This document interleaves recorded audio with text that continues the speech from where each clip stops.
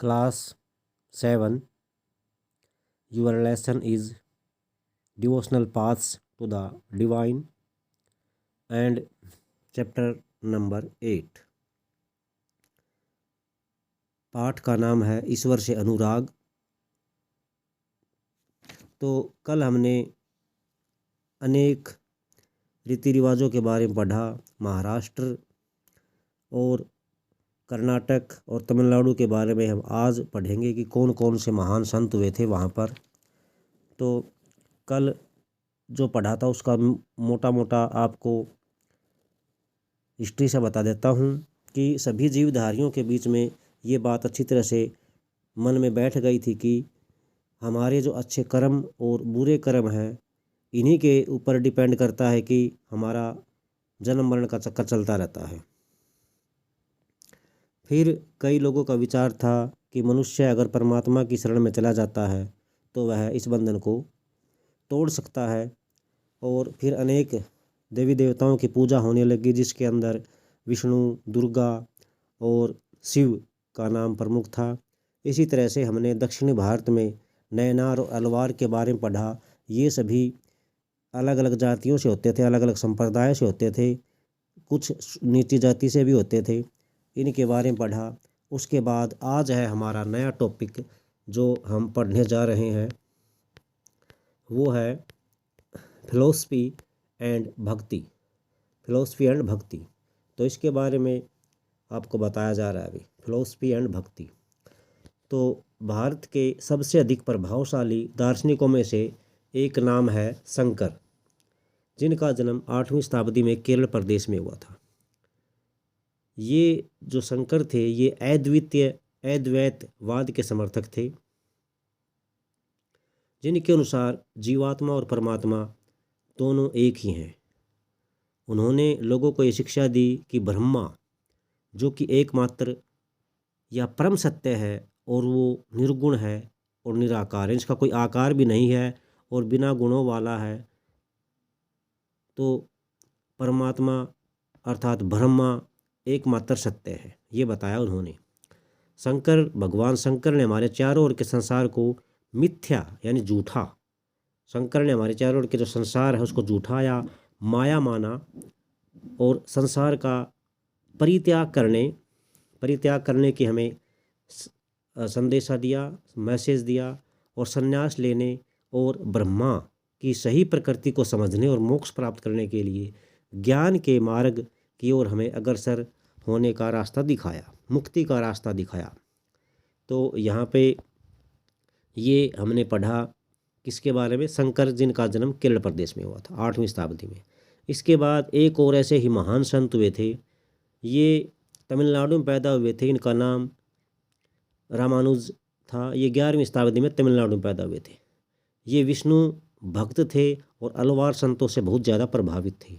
उनके अनुसार मोक्ष प्राप्त करने का उपाय विष्णु के प्रति अगर कोई भक्ति रखता है तो उसको मोक्ष मिलता है। भगवान विष्णु की कृपा दृष्टि से भक्त उसके साथ एक होने का, यानी दोनों एक हो जाते हैं। मनुष्य या कोई जीव है वो परमात्मा में मिल जाता है, अर्थात एक होने का आनंद प्राप्त कर सकता है। रामानुजम ने कौन सा वाद अपनाया था? विशिष्टता द्वैत के सिद्धांत को अपनाया था, जिसके अनुसार आत्मा परमात्मा से जुड़ने के बाद भी अपनी जो है सत्ता बनाए रखती है।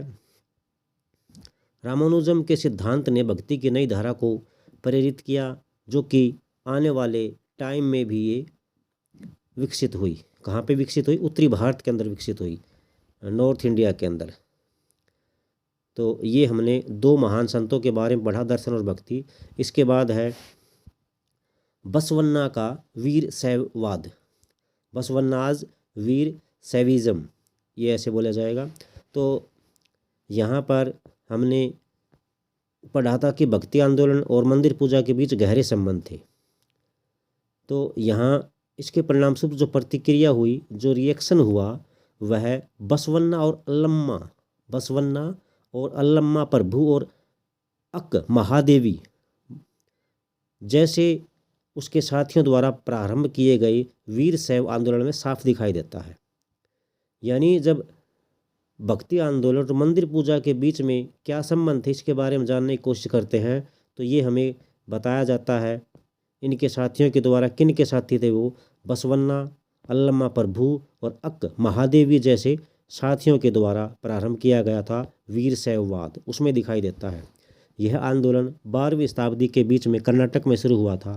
वीर शैवों ने सभी व्यक्तियों की समानता के पक्ष में और जाति और नारी के प्रति व्यवहार के बारे में ब्राह्मणवादी विचारधारा के विरुद्ध अपने प्रबल तर्क प्रस्तुत किए। यानी उन्हें पता था कि ब्राह्मणों को देवता माना जाता है और ये जो विचार कह देते हैं यही सभी प्रकार का समाज मान लेता है बिना कोई प्रश्न उठाए। तो उन्होंने कई बुराइयों की जड़ इन ब्राह्मणों को ही बताया था, तो इसलिए इन्होंने ब्राह्मणों के विरुद्ध, इनकी विचारधारा के विरुद्ध प्रबल तर्क पेश किए। और ये सभी जो लोग थे वीर शैववाद जो इसको मानते थे, ये सभी हर प्रकार के रीति रिवाज, कर्म कांड, मूर्ति पूजा के विरोधी थे। तो ये इसमें हमें देखने को मिलता है। नेक्स्ट हमारा है महाराष्ट्र के संत। महाराष्ट्र के संत, तो इसमें बताया गया है कि भी 13वीं से 17वीं शताब्दी के बीच में महाराष्ट्र ने बहुत ज़्यादा संत और कवि हुए, जिनके जो गीत हैं आज भी जन जन को प्रेरित करते हैं। उन संतों में सबसे महत्वपूर्ण संत थे ज्ञानेश्वर, नामदेव, एकनाथ, तुकाराम, सखुबाई जैसी स्त्रियां और चोखा मेठा का परिवार जो नीच या अस्पृश्य समझी जाने वाली महार जाति का था। भक्ति की यह क्षेत्रीय परंपरा कहाँ पे शुरू हुई भी? भक्ति की यह क्षेत्रीय परंपरा पंढरपुर में। विट्ठल यानी विष्णु का एक रूप, विट्ठल क्या है? विष्णु का एक रूप। भक्ति की है क्षेत्रीय परंपरा पंढरपुर में विट्ठल पर और जन मन के हृदय में विराजमान व्यक्तिगत देव संबंधी विचारों पर केंद्रित थी। इन संत कवियों ने भी अनेक प्रकार के कर्म कांडों, रीति रिवाजों, पवित्रता के ढोंग और जन्म पर आधारित समाज में फैले अंतरों का विरोध किया। यहाँ तक कि उन्होंने संन्यास के विचार को भी ठुकरा दिया और किसी भी अन्य तरह की, यानी जैसे कई संत कहते थे संन्यास ले लो, जैसे महात्मा बुद्ध ने बताया संन्यास ले लो, जिसको जीवन से सच्चाई जाननी है, ज्ञान प्राप्त कर लिया है, वो सच घर छोड़ दे। तो ये नहीं मानते थे भी संन्यास लेना, इनके बारे ये सोच संन्यास लेना भी गलत है।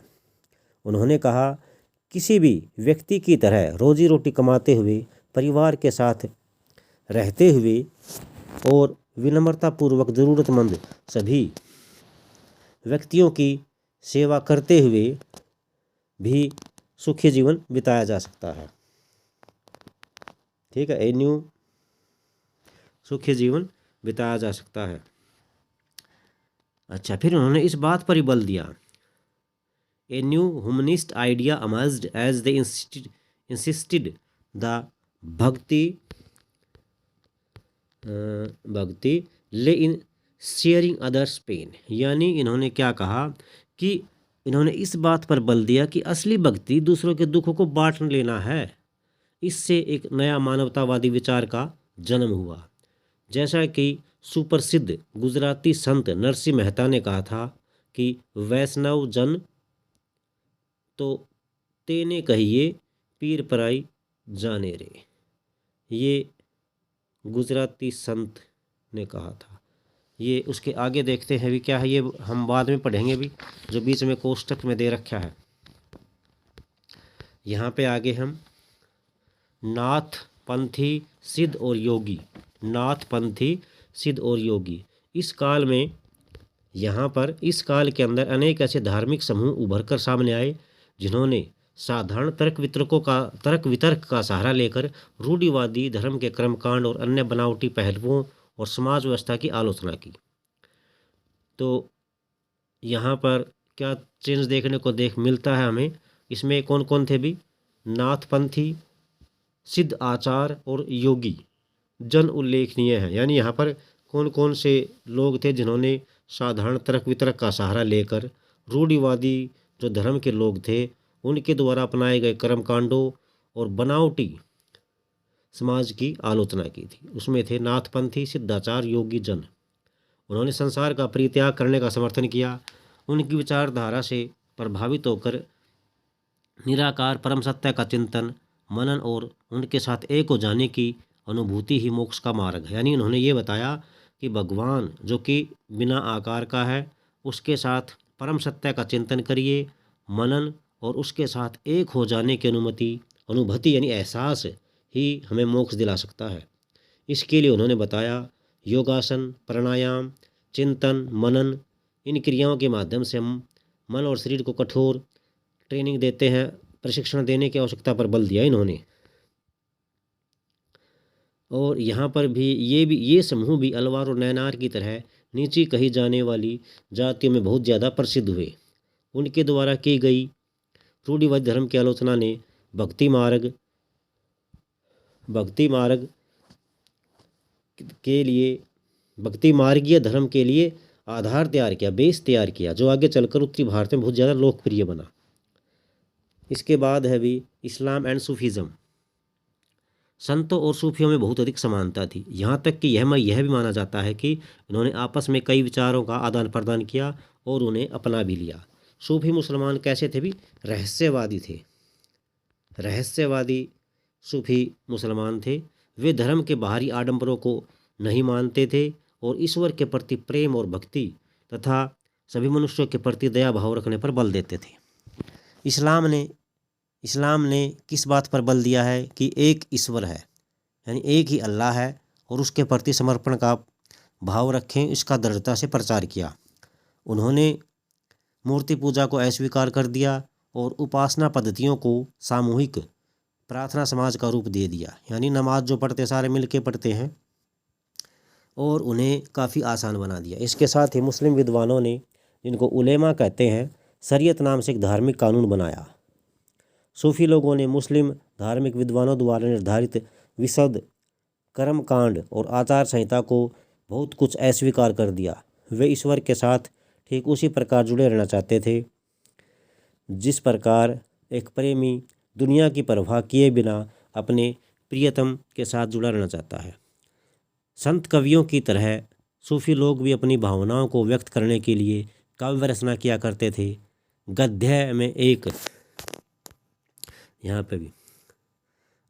में एक विस्तृत साहित्य तथा कई किस्से कहानियाँ इन सूफी संतों के इर्द गिर्द विकसित हुई। मध्य एशिया के महान सूफी संतों में कौन कौन थे? गज्जाली, रूमी और सादी के नाम उल्लेखनीय हैं। नाथ पंथियों, सिद्ध और योगियों की तरह सूफी भी यही मानते थे कि दुनिया के प्रति अलग नज़रिया अपनाने के लिए दिल को सिखाया पढ़ाया जाता है, इसको कठोर बनाया जाता है। उन्होंने किसी औलिया या पीर की देखरेख में जिक्र, जिसको आजकल हम नाम का जाप कहते हैं, जिक्र, चिंतन, समा, जिसको गीत कहते हैं, भक्त, और रक्स, नृत्य, नीति चर्चा, सांस पर नियंत्रण आदि के जरिए प्रशिक्षण की विस्तृत रीतियों का विकास किया। इस प्रकार सूफी उस्तादों की पीढ़ियों सिलसिलाओं का जन्म हुआ।